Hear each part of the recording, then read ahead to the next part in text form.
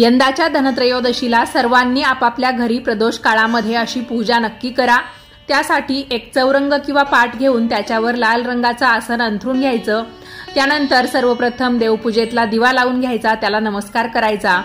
आपण देवांसाठी जे आसन अंथरून घेतलेलं आहे तर तिथे आपल्या डाव्या हाताला म्हणजे देवांची ती उजवी बाजू येईल तिथे मंगल कलशाची स्थापना करून घ्यायची। मंगल कलशाची स्थापना करून झाल्यानंतर आपल्याला या पूजेसाठी संकल्प घ्यायचा असतो। संकल्प कसा करायचा याचा व्हिडिओ आपल्या दिल्लीकर मराठी चॅनलवर उपलब्ध आहे किंवा प्रत्येकाला संकल्प कसा घेतला जातो हे नक्की माहिती असेल। यानंतर आपल्याला काय करायचं आहे, एका ताटामध्ये आपल्या देवघरातली गणपती बाप्पांची मूर्ती घ्यायची आहे। तिला स्नान घालून स्वच्छ कापडाने पुसून कोरडं करून मंगल कलशाच्या शेजारी स्थापन करायचं आहे।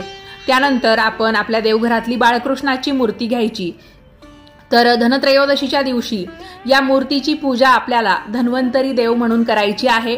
धन्वंतरी देवांना आरोग्याचे जनक किंवा देवांचे वैद्य म्हणून ओळखलं जातं। समुद्रमंथनातून त्यांचा जन्म झाला होता किंवा समुद्रमंथनातून धन्वंतरी देव प्रकटले होते अशी आख्यायिका आहे। त्याचबरोबर या दिवशी आपल्याला देवी लक्ष्मीला देखील स्नान घालून तिचीही पूजा करायची असते। कुबेर देवतांची देखील पूजा करायची आहे। तर तुम्ही पाठीमागे या व्हिडिओत जो बघताय त्या फोटोमध्ये कुबेर देवांचा फोटो तुम्हाला दिसत असेल। खरं तर यांना कुबेर देवता किंवा कुबेर देव असं म्हटलं जात नाही, यक्षराज कुबेर किंवा यक्षगण कुबेर म्हणून त्यांची ओळख आहे। नंतर आपण मंगल कलशाला त्याचबरोबर पूजा मांडणीतल्या सर्व देवी देवतांना गंध फूल अक्षता वाहून घ्यायच्या आहे।